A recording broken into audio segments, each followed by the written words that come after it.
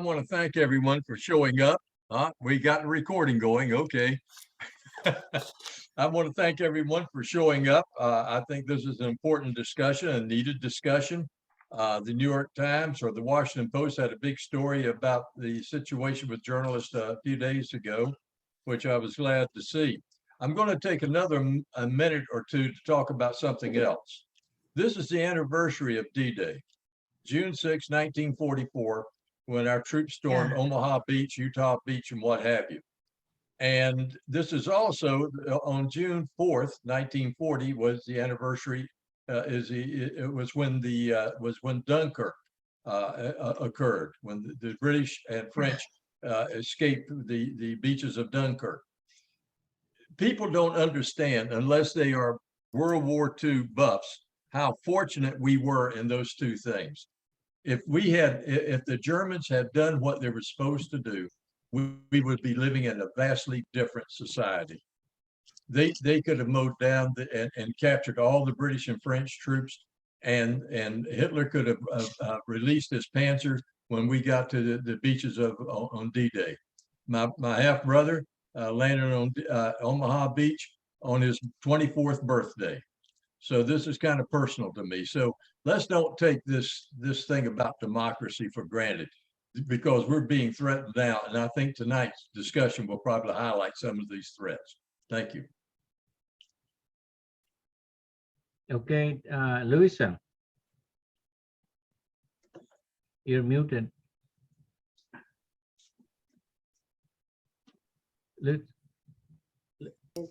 Louisa, I muted you. I'm sorry.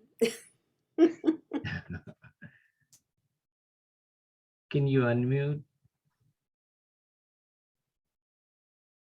Okay. Okay, go ahead. Sorry. Okay, Ruth. Yeah, just a brief treasurer's report. We received, through the month of May, we received 2 new memberships, and we've had no expenses, and our new balance is $1155.23. So we're in pretty good shape. That's it. Okay, thank you, Louisa. So I want to welcome all of you folks. I'm Mohammed Nasrullah. I'm the current president of this Amnesty International local chapter number 1017. I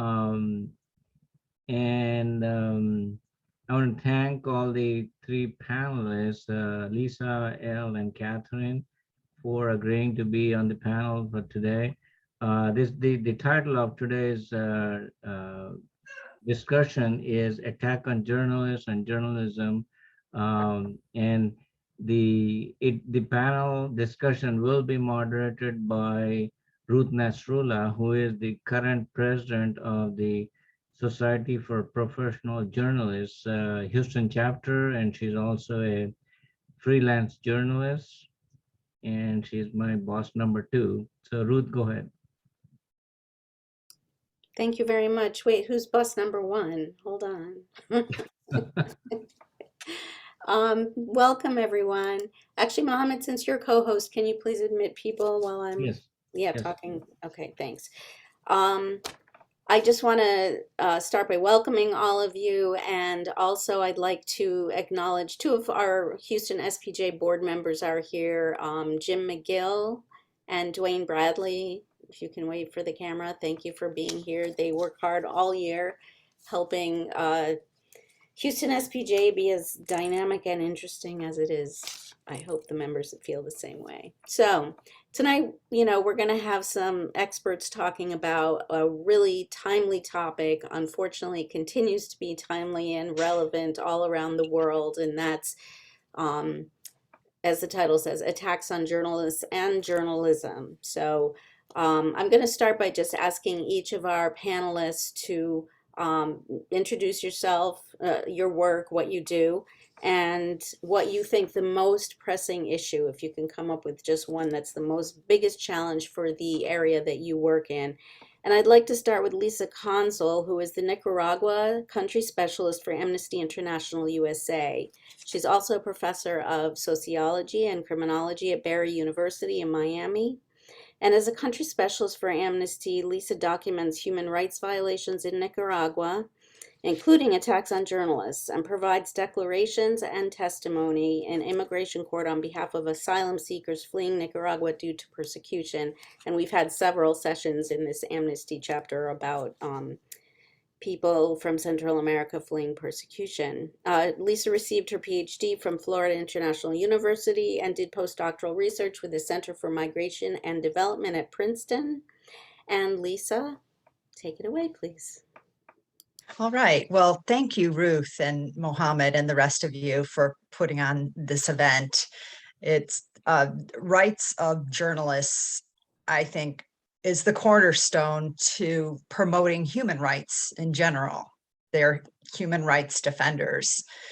And I'll talk a little more about Nicaragua, which is my specialty, a little bit later, but I think some of you may be familiar with what is going on there since about the spring of 2018. You saw so many government attacks on peaceful protesters that were just, speaking out against their government. There were mass killings, arbitrary arrests, disappearances. Those continue today.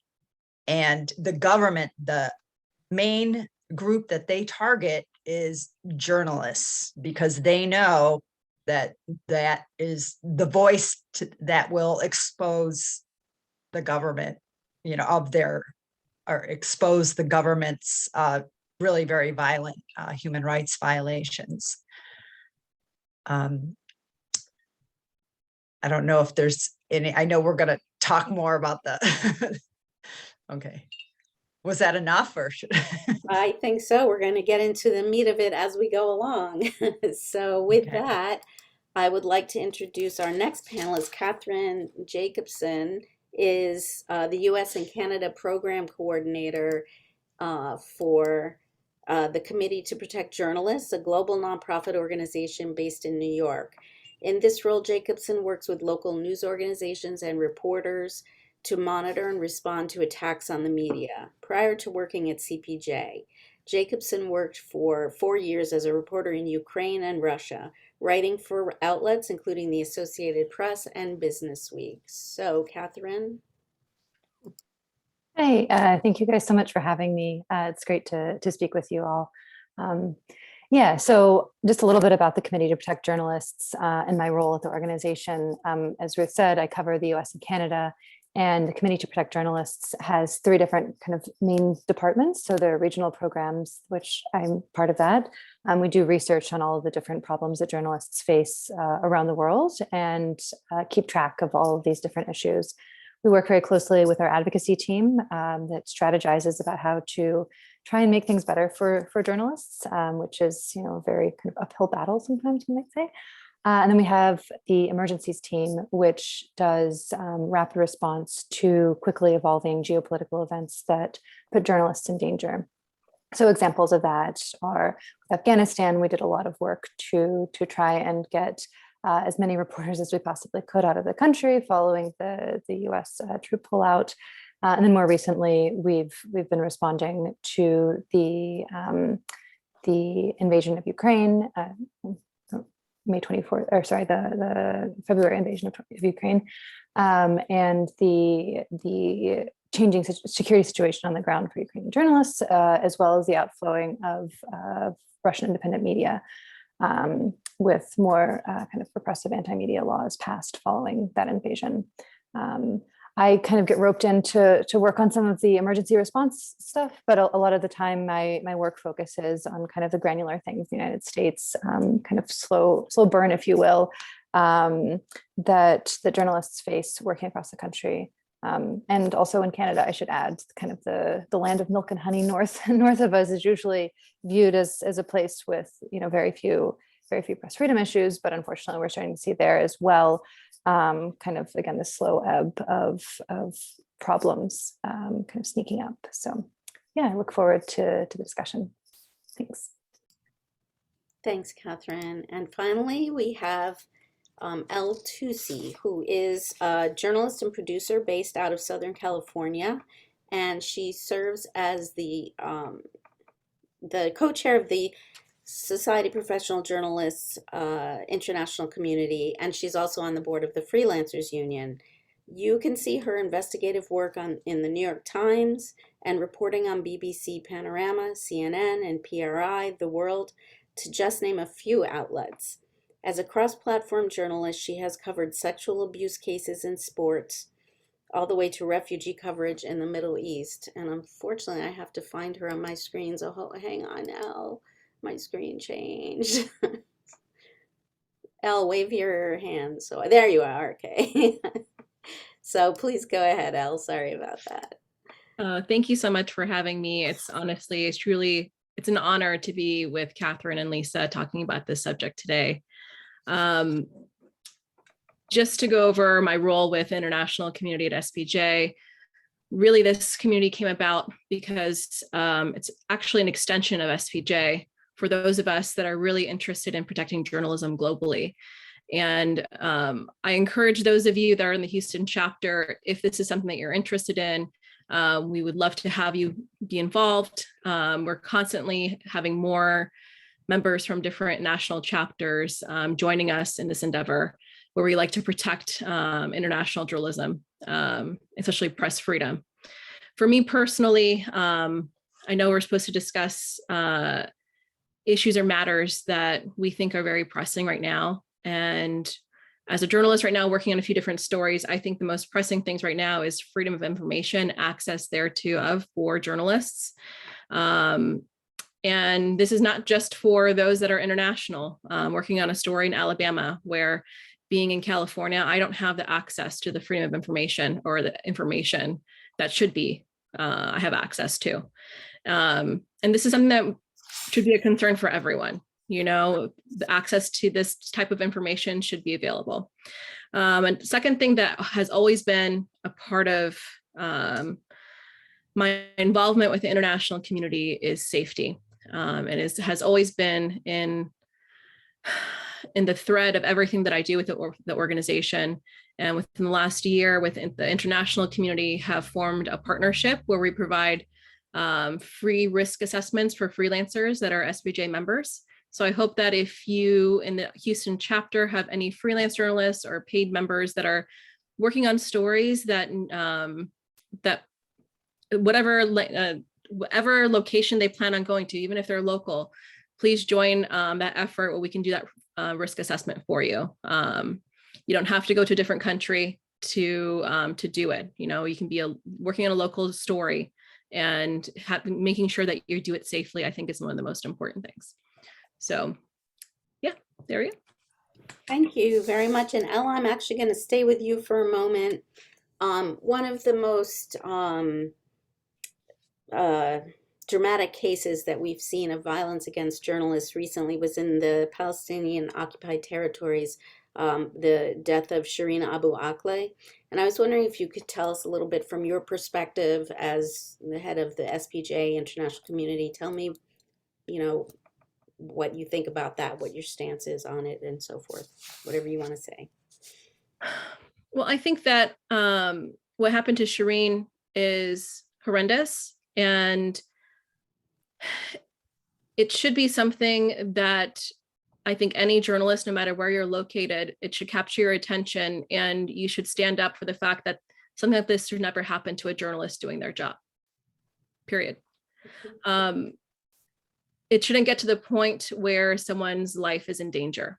And I think with my involvement with the international community, Dan, my co-chair, we also have another member, Robert Buckman, who every time in the last 2 years or so, I was actually floored by the amount of press releases and information we'd send to headquarters, letting them know, can you please support this? This is happening abroad to a journalist, whether it's their life is in danger or there needs to be attention. And I think what happened to Shireen is something that is of importance for us to draw attention to. Thanks.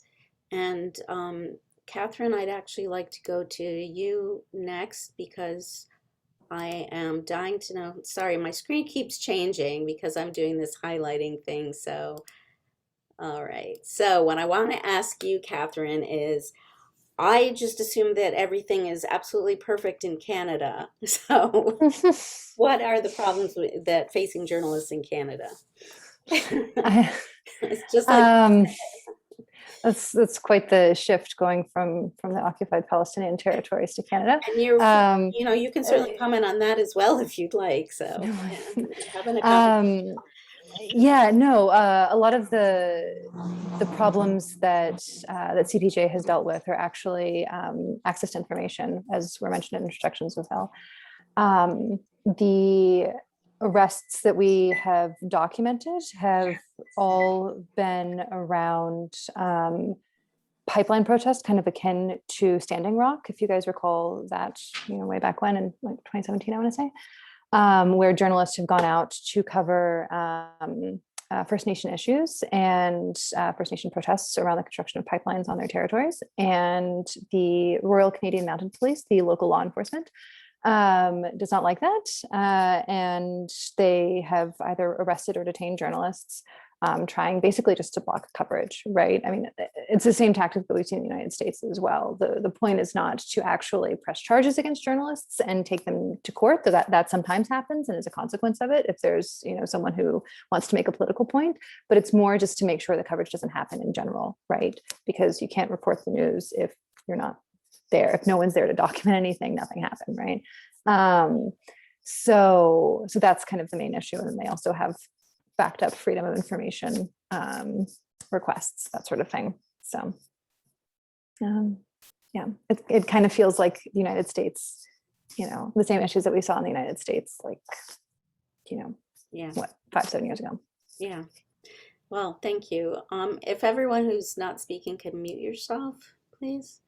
And Lisa, I'm gonna come to you next. And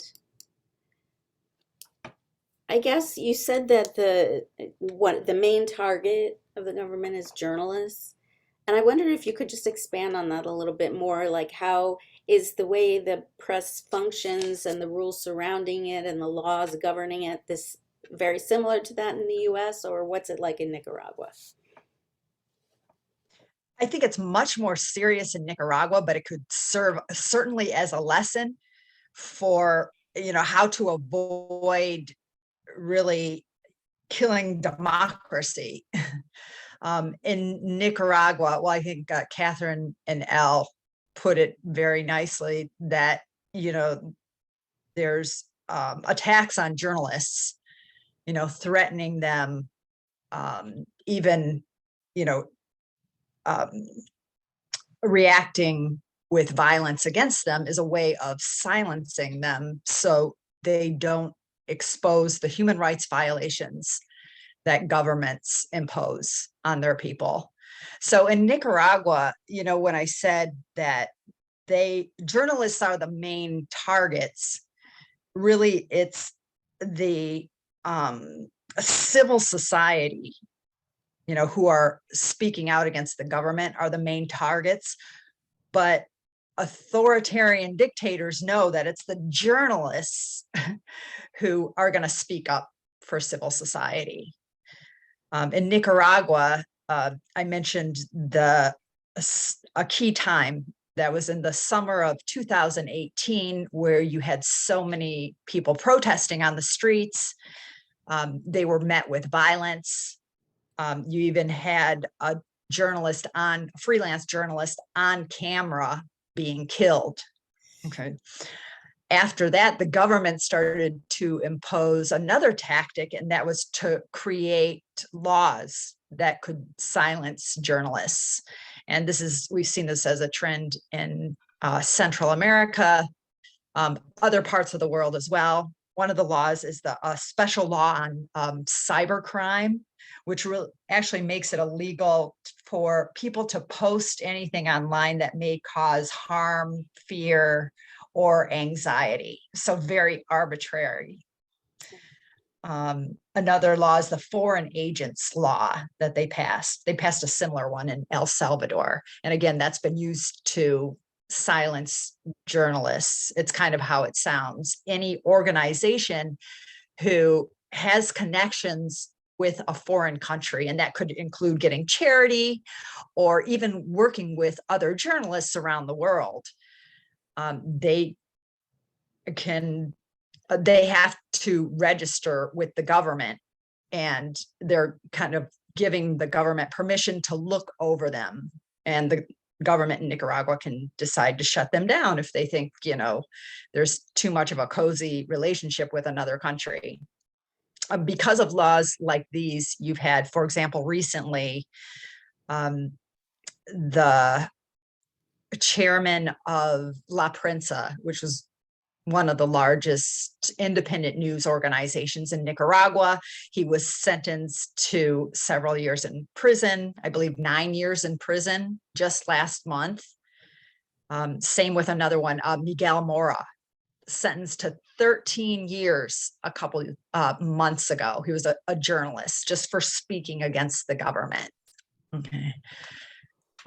So definitely tactics like these, they're used by people like President Ortega, who's really an authoritarian government. All right. Well, thank you so much. I think Elle has her hand up. Did you? Yeah, please go ahead. I just wanted to piggyback off of what Lisa just mentioned, because it reminded me of one of the speakers we had in our IC talks during the beginning of the pandemic, where we would host these talks with journalists around the world. And it reminded me of Maria Ressa, who is in the Philippines, and talk about an authoritative government really taking over and trying to break her spirit. I mean, just having those conversations with her as a journalist to journalist, and having the group being a journalist connecting with her, you can see what toll it takes for those that are operating in a government, like in Philippines, like in Nicaragua. I mean, I would even say even Mexico, where lots of journalists are being killed, even just this year. Just around the world, we're seeing the governments are kind of coming up and taking this stance of trying to silence journalists. So it's really important to kind of shine a light to that. Yeah. Al and Catherine, I have a question that I'd like both of you to give your perspective on, if you'd like to. And that's Ukraine. And Catherine, because you worked as a reporter in Ukraine, and Elle, of course, because you're with the international community. So tell us what's going on there as far as press coverage and journalist safety, if you can comment. Yeah, so actually, I took a brief leave of absence from US and Canada to work for a while, and was kind of chipped in with the Europe team, and was focusing primarily on our emergency response in Ukraine and Russia, and was over in Europe to deal with that.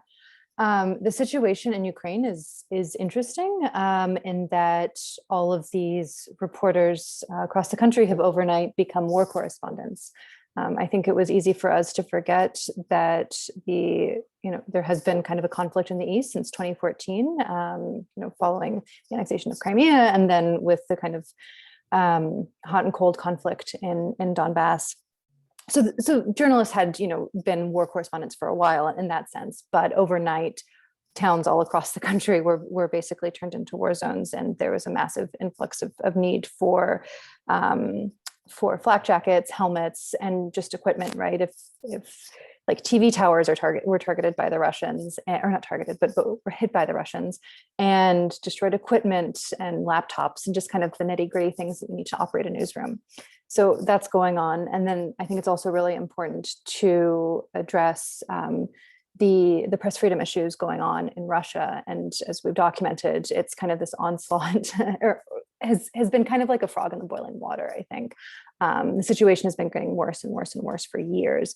And finally, it kind of reached what I would call a boiling point almost following the invasion of Ukraine in February, when a law was passed by the State Duma, basically saying that if you published what the state deemed to be false information about the military at any point, you could face up to 15 years in prison, which of course any independent journalist who has ever mentioned the military in any setting could then be held liable for that. So there's been a massive influx, and they're trying to regroup to figure out what their newsrooms and reporting can look like from outside of the country. So those are kind of the two things. Wow, thanks. Elle? I think Catherine covered it really well. And from our perspective, we actually, we've had members, freelancers that reached out to us for support.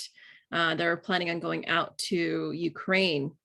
And as an international community, as I mentioned earlier, one thing for us, and especially for myself, is always making sure that we can provide risk assessments, making sure that whichever journalist decides to go to a foreign country, they do that safely.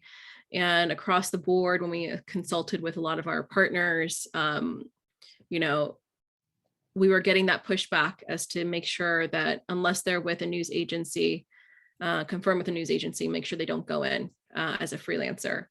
And I think that's a good thing to keep in mind. I think in general, as journalists, myself included, in the beginning of my career, anytime I heard that there was something going on around the world, I wanted to be the first person there. And I think it's important now to really stress the importance of take a moment, take a breath. If you're not, if you don't have the proper equipment, proper assessments, the situation now going abroad in places like this can be very dire and for many fatal. So I hope that if you do talk to any members within your chapter, that you do let them know that if they do decide to go abroad in certain locations, that they do take the proper steps to do so. What does your risk assessment consist of? What do you evaluate? Well, I think it's interesting. So we've teamed up with a company called RiskPal, and I think CPJ, actually CPJ and there's another organization, Frontline Freelance, were the ones that referred me to RiskPal. And they essentially provide a service where wherever you decide to go, you enter your information, and they have someone look over that information to let you know what risks you need to assess to make sure to address it before you go. And I can't necessarily say what it would be. It would be better to do like a scenario, and I can go over that, but because for each location, it's different. So if I was going somewhere, it would, my nationality, where I'm located, what I look like, these are all a part of my risk assessment. If I'm going to the Middle East, or if I'm going to the Ukraine or going to Nicaragua, the risk assessments would be different, you know, and depending on if you're going in with a team, you have to assess your team and who they are and what they're getting into and what you need to think about. I can't stress enough how important it is if there is an opportunity to sign up for HEFAT training. I just recently did that maybe a couple months ago as a refresher. Those opportunities that are available, it's really important to do so because they are constantly staying updated as to what the risks are and making sure that you're equipped for it to the best of their capabilities. So thanks. And Lisa, refugees and migrants were mentioned, and I was just wondering, do the plight of people who end up, you know, fleeing to go to another country, is that covered at all in the press in Nicaragua? A lot is not covered in the press in Nicaragua right now, unless it's favorable to President Ortega. But you know that I hosted a World Press Freedom Day panel where we had a lot of journalists, not just from Nicaragua, but other areas of the world, that said that they themselves had to become, you know, migrants or refugees to the United States. It was touching to hear, you know, kind of this dilemma that they were in. They wanted so much to stay in their country and keep telling that story, but they had this constant risk of being imprisoned or being killed. So those journalists make up a very large proportion of the refugees that are here in the United States. And so they're using that opportunity to, you know, put their articles out, expose those human rights abuses here where they're safe to do so. And actually, that was one of the messages that they all brought to that World Press Freedom Day event that we had. Is that an annual event or? You know what, this is an event, so it's I guess a holiday that was started by the United Nations based on one of the articles of the Universal Declaration of Human Rights, of course, is the freedom of the press.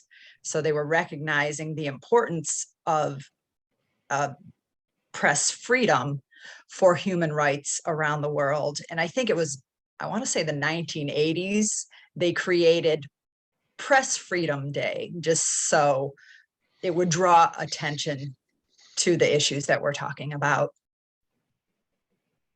Okay. And it's on, what is that, May 3rd? 3rd. Thank you. Yeah. Yes. I looked it up before we started. I had a quick question for Lisa, if that's okay. Sure. Of course.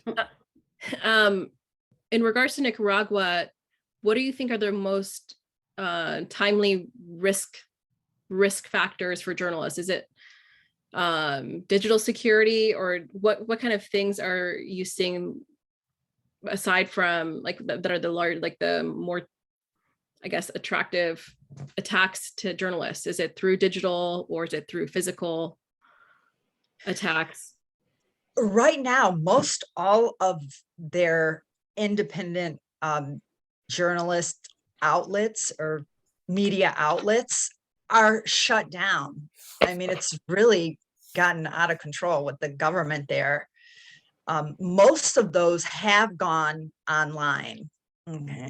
And I think that, you know, there's that opportunity that online media gives us. But I think the most well-known ones, like I mentioned, Juan Lorenzo Holman from La Prensa, he's in jail. This is after he went online. They put La Prensa online. And then on top of that, you've got the special law on cybercrime as well. So it's a tough, I don't think I quite answered your question. What is the worst or the most serious target? I definitely think that the online journalism offers some optimism because it's something that a lot of the Nicaraguan journalists are now doing in the US, and they can, you know, expose the human rights abuses around the world. Thanks. See, that's what happens when you have all journalists on a panel. They start asking each other questions. You just can't help yourself, right? I appreciate that. Could I ask some questions? Yeah. Well, Yeah. I was just gonna Yeah. have them answer one more question of mine, and then go to questions. Is that all right? Cool. Go. Okay. One of the most timely instances of denial of access to the press that we're seeing right now is going on in Uvalde, you know, of course, where the horrific mass shooting took place. And it's everything from journalists being threatened with trespassing because they were trying to talk to the superintendent of the Uvalde school district, to, I guess, the bikers seem to have been tacitly or not, you know, assisted by the police in blocking cameras from the funerals. And so I know, Catherine, we kind of, you know, talked a little bit about that. So I'd like to get your opinion, and then you guys, and then we can go to questions. By you guys, I mean Lisa and Elle. Sorry. You guys. Yeah, I cannot imagine what it would be like to have that happen in my community. Just, I wanted to preface it by saying that, and the shock and horror that that would undoubtedly create. However, I think it is incredibly problematic when law enforcement, though it is there to serve the best interests of the people, actively tries to make journalists' jobs very difficult, when the journalists are trying to both memorialize and inform the public of what actually happened and conduct respectful and thorough investigations into the circumstances of what was a horrific event. Yeah, and I would strongly encourage local and state law enforcement to think about that when they consider their approach and who they ally themselves with in these kind of circumstances. And going forward, hopefully to create an environment in which media is allowed to properly, safely, and freely do their jobs and not add an extra stress to what is an unimaginably difficult situation. Thanks. Lisa, did you have, or Elle, one of you? Well, actually, as Catherine was talking, obviously this horrific event that went on, and, you know, Ruth, you were referring to some of the, I guess, silencing of the press. I guess in some ways I take kind of I try to look at the optimistic side. I mentioned earlier that I live in Boca Raton, Florida, which is just adjacent to Parkland. And you might know that area from the Marjorie Stoneman Douglas shootings over 2 years ago. One of the things that came out of that, I think more than any other time, you had student activists there that organized, they went online, they became the voices and the journalists. They also got a lot of backlash. Okay. But even in Nicaragua, this is what those journalists that have had to escape that bad situation, they're, you know, really trying to, you know, put the word out there, get the truth out there about what's going on. But I was so impressed with those students from Parkland. It's really some of the actions that Amnesty takes as well. Interesting. Elle? I think Catherine and Lisa covered it really well. For me, I kind of internalize these moments just because as a journalist, I've covered a lot of these things, right? So for this, thinking of Uvalde and what's happening, and I think about the moment, San Bernardino shootings. I'm from California, and in that process of being a journalist and trying to cover that, if I had the same issues that those that are having right now in Uvalde, I would not be able to do my work properly. And I think it's really important to think about those kinds of things. And I can see that having the distance proximity wise from that location, that it can be difficult to kind of put the pieces of the puzzle together. But I think about also another story that I'm working on in Alabama. And I want to share that with you guys because I think it's important to think about. Just because you're not in close proximity doesn't mean that you can't think about ways where you can take what you're seeing and kind of internalize it within your proximity and see if this is an issue and if there's a way that you can address it. And when I've been working on this story for the last 6 months in Alabama, I found out that in 2020, there was a lawsuit that was brought up in about dash cam and body cams for law enforcement and how that should be more easily accessible for journalists. And I was floored to find out that that finding or that ruling by the judge was in favor of the police department. So essentially that meant this was going to be a tougher issue for journalists to get information, access to public information from law enforcement, judicial system, everything within Alabama. Right now, as someone that's based out of California, I have to have a journalist that's within Alabama to get basic information that should be already accessible to me. So I think about these kinds of things and in these situations, and as you know, think about in Houston what the situation is and how is this something that could be a possibility, and what can we do to help our community of journalists within there to make sure this doesn't go to a situation where that access to information, which for me in the very beginning, I always mention that the access to information is one of the most important elements to our work. And if we don't have that, we're at a lack of operation in a sense. I agree. I'd like to go to Q&A now. And what I'd like to do is there's one question in the chat that I want to pose. And then if we can all just use the raise hand button, if you all know where it is under reactions. I think then we can just kind of keep it orderly like that. Or if you want to put them in the chat, you can do that as well. But Alex McDonald asks, do our panelists consider Julian Assange a journalist, and what do they think of his situation? Who wants to take that one? Jump right in. I'll take a stab. We are incredibly concerned about the legal precedent that the DOJ's continued attempts to extradite and prosecute Assange in the United States would have for journalists.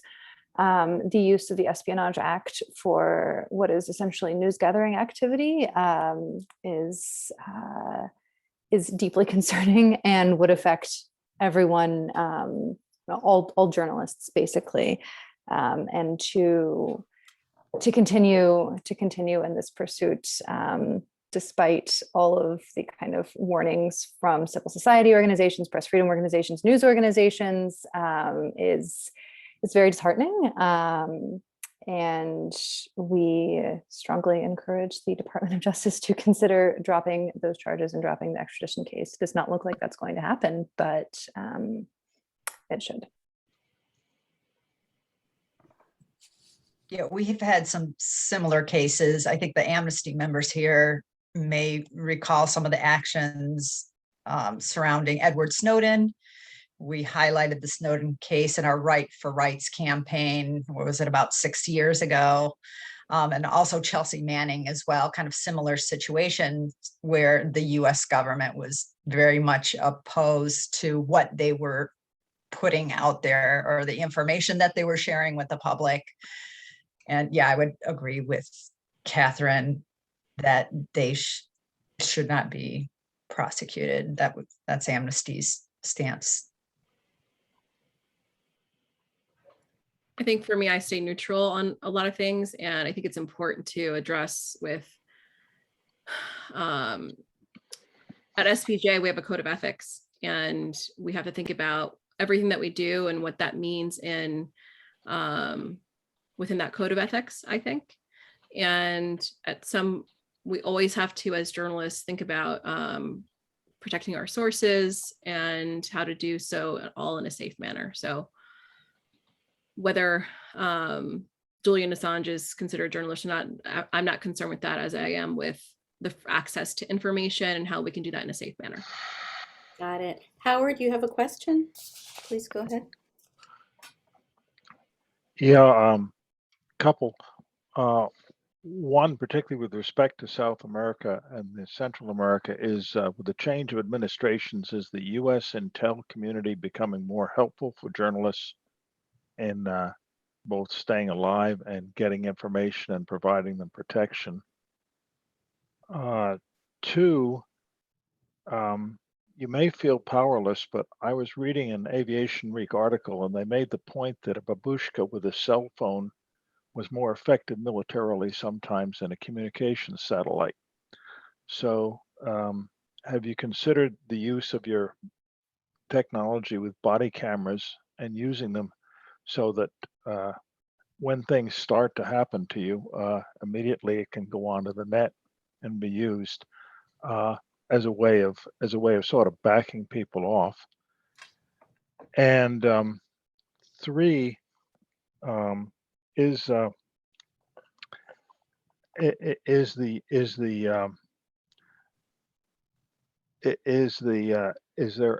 anything with AI can provide for international lawyers for representation for people in these various cases to coordinate and helping you? And that's enough. I'll keep my mouth shut. Just listen. Thank you. Yeah. I guess I think I could answer the first okay. question that Howard Yeah. had. I think you were talking about the differences in the U.S. presidential times when it comes to Central America and South America. Yeah. There hasn't been too much difference in terms of what is going on inside those countries. There is a difference between our current president and the former one when it comes to refugees, which certainly is related to, the attacks on civilians and journalists, so many who are fleeing for their lives. So definitely. Yeah. There was your third question too. I was going to say a quick something about it, and I forgot what you. I'm sorry. I was wondering if the use of body cameras and or cell phones for sort of Okay. self-tracking and letting people know what's happening to you instantly. I mean, if you're walking along and you're carrying a body camera and you're linked up to the net and something happens to you, or you can show that, the film is, even if the story doesn't get out, in the way you'd want it to get out, the data is going to be on the net, and it's going to be, and people have to consider that when they're talking about an assassination or it's very difficult to deny that you had somebody shot if you show up with a U.S. supplied AK-47 or 15 and you shoot the journalist and the journalist is photographing it. Now, that's a lousy deal for you. I understand that, but people knowing that they may be getting into that problem might increase your protection. I'm not, enough said. Yeah. And I see Catherine is chomping at the bit, I think. Yeah, can I just jump in Go. there on that and say, Yeah, I would go yeah. back to the summer of 2020 when so many Yeah. different things were on camera, and Yeah. the ability of rogue individuals or sometimes even state actors to create different narratives about what happened is great. And I think that then forces us would force us to discuss disinformation and the kind of the onslaught of that false narratives have really on public opinion. And I wish it were as simple as just live streaming everything, but that also creates other problems of source protection to a certain degree. So technology giveth and technology taketh, I suppose. Thank you. Are there any questions from the journalists here?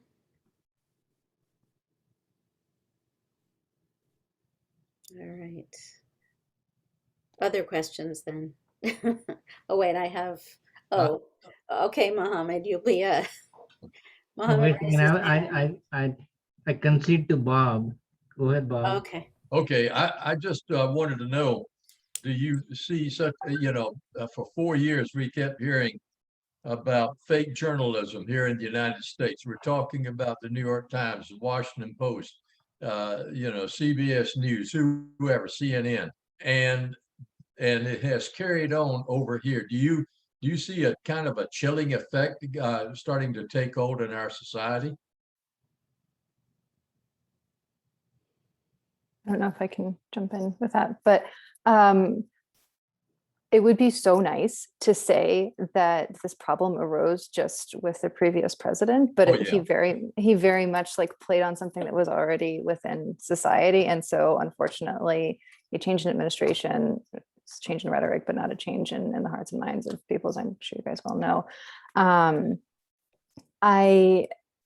Unfortunately, it's kind of, it permeates lingo now, right? Like fake news is something that is just kind of tossed out now all the time. I don't see it going away anytime soon. I mean, I'm sure eventually it will be replaced by another catchphrase, as things always are. But I think what it stands for, right, this kind of distrust in media institutions is still very much present, and I think is unfortunately increased by the kind of siloed effect that social media can kind of, the siloing effect, I guess, that social media can create.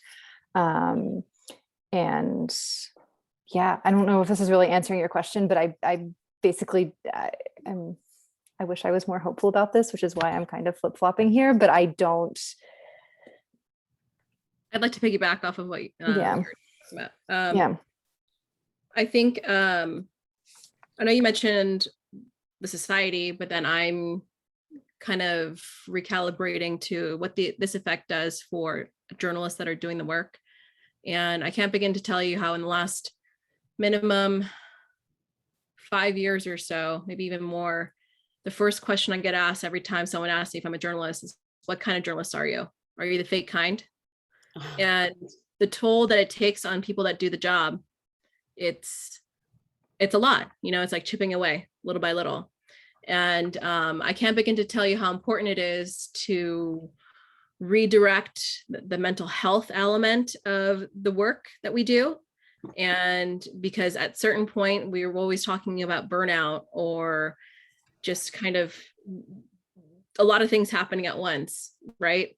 And a lot of things we can't control within our environment, but I think it's really important to think about what this actual toll takes on the people that are doing the work.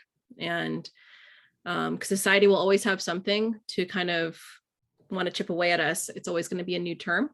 And it's knowing how we can be stronger and to know how to calibrate and have the tools to navigate through it. Thanks. Yeah, I was called for jury duty a couple months ago, and they ask you all these questions, and so they asked me what I did for a living. I said I'm a journalist, and I could hear people go, it's like.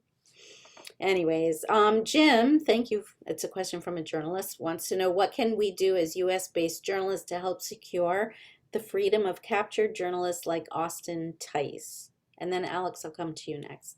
So any of you want to take that question?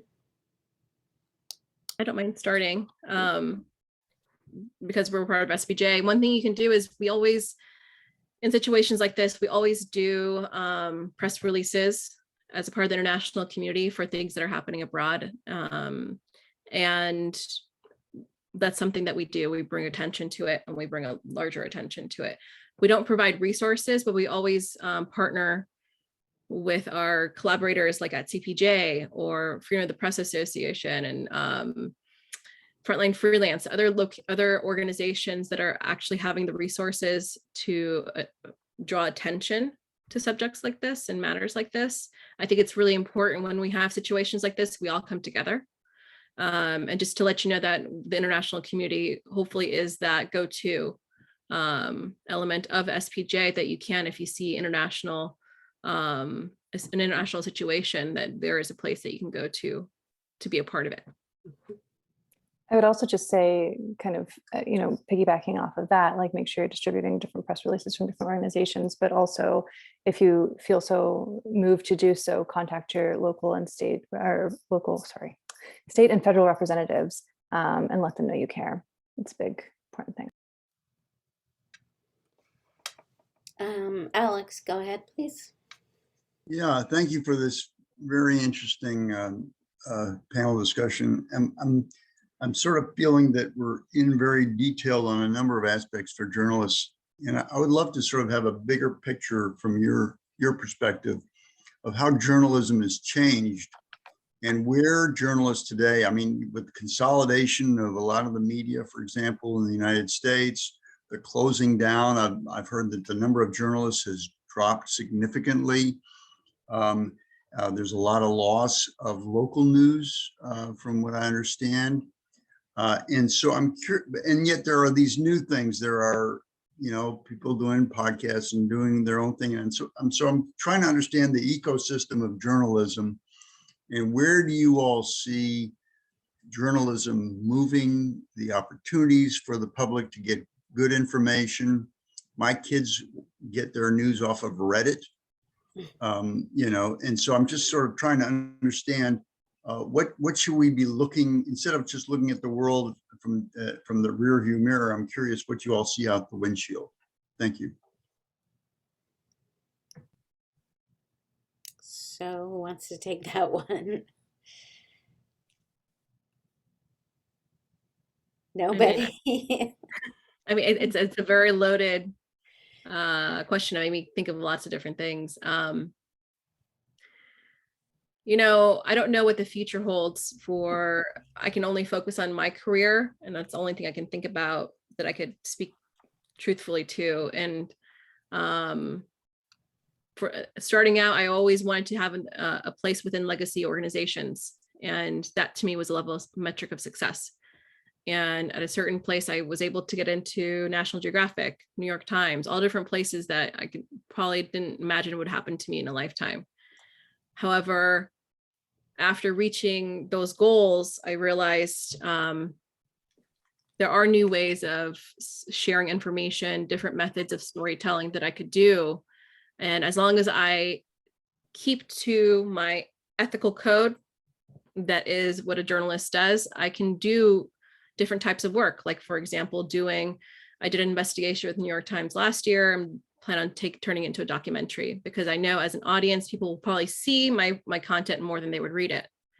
And I think it's really important to think about who's your audience, and are you capable of bringing those stories, those important stories and that truth to them in that medium, and are you willing to explore that? I think we're going through a phase right now of social media, of like Twitter, Instagram. Imagine during the pandemic, we were going through a phase, like we had one of our IC talks that we did was with someone that's a social media expert with BuzzFeed World. And to think that people that year 2020 were consuming everything off of Instagram stories, infographics that were then becoming very popular on Instagram. And there was someone that was an executive producer for CBS News. He ended up going on Instagram, and now is a couple of years later, we had him when he had 5,000 followers, and he came onto our IC Talk and now has over hundreds of thousands of followers and has turned into a brand of, giving out information via social media. Yeah. And he was doing news on CBS Morning News, right? So I think being open to different forms of sharing that information, you're essentially doing the same things in your ethical code and your practice. I think what's changing or making people recalibrate is maybe they're not reading as much, or maybe they want to see something more consumed. I think it's really important to think about who your audience is in that way, because essentially you want more people consuming the hard work that you do. Thanks. We're just about at the end. So, Catherine and Lisa, 20 seconds. Go ahead. Can't do it in, okay, 30 seconds. Well, I guess I was thinking about another key importance of journalists. Ruth, you had told everyone about the asylum work that I do. When Nicaraguans are escaping that dangerous situation and they go before an immigration judge and they're trying to make their case, this is why it's dangerous. Without someone narrating that danger, even that becomes difficult. So I had that on my mind because I just did a testimony for an asylum case today, and thinking about how much I depend on journalists to give me that information. All right. And Catherine? Yeah, sorry, I was actually just looking at my Post-it notes up here that I kind of write for myself ahead of time, just to make sure that I conveyed just how bad this year thus far has been for journalists. 37, we're investigating 37 total cases of journalists being killed so far this year. We have 21 confirmed cases. And so the kind of highest rates are in Ukraine and Mexico. And that's just this year. Those are pushing the numbers that we had from last year, even total, right? However, to end on a more hopeful note, kind of going off one of the questions, right? The profession is evolving. People are finding different ways to tell stories. Journalism, as we used to know it, is changing in new ways, and people will continue to want to seek information, and hopefully with work, the world will become a slightly safer place for reporters to continue in their profession. So. Well said. Thank you. Thanks to all of our speakers. This was really enlightening. So I will throw it back to Mohammed. I believe you're going to close out. Yeah, I just Mohammed, Howard Law, they were asking for a general picture of some of this stuff. There was a book that was put up about 10 years ago called They Tell Me This Is the Way the World Ends by Nicole Perth of the New York Times. And I would really urge you to read it, because all of the technology questions that you're talking about, she was beginning to identify. The use of body cameras, the failure to track properly the computers, and her having to get into this thing for the first time. She had the only office in the New York Times that was sealed off from outside viewing because they were afraid the intelligence agencies would be tracking what they were saying Thank on you, the Howard. computers. That's- Enough to said. Enough said. Yeah, Thanks. it's important. Go ahead. Yeah. Enough said. Sorry.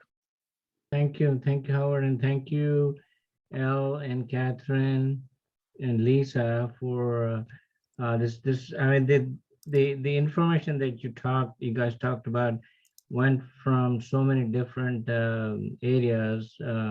It's really amazing, and I know there's several folks who could not make it. They're waiting for the recording of this meeting. So thank you so much for joining us, and for everyone else. Our next meeting, we meet on the first Monday of each month at the same time. But in July, the first Monday is on 4th of July. So our meeting will most likely be the following Monday on July 11th. Okay. All right. So thank you. I have a question. Are Yes. we not doing a drawing for a gift certificate? Oh yeah, Bob, do you have your bowl of? Not that I'm hoping to win or anything. You're muted, Bob. I'm so sorry. I might leave y'all No, for this. I Thank you guys so I much. don't have a Okay, bowl. thank I'm you, sorry. Catherine, so Thank much. Sorry. you, Catherine. Think Bye. about it. Bye. Thank you, everyone. Thanks. I know Elle has to leave too. So, All right. Yeah. Likewise. Thank you so much for having me, everyone. Thank you. oh, thank you. Thank for your Bye-bye. patience with our questions.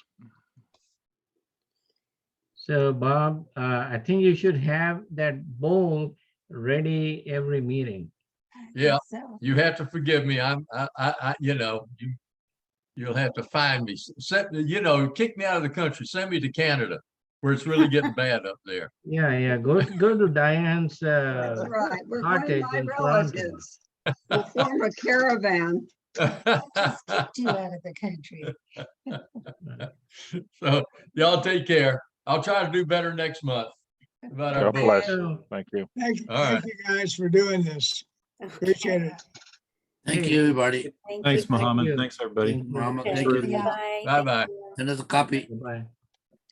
Bye, Louisa. Bye, everybody. Bye-bye. Bye. Bye.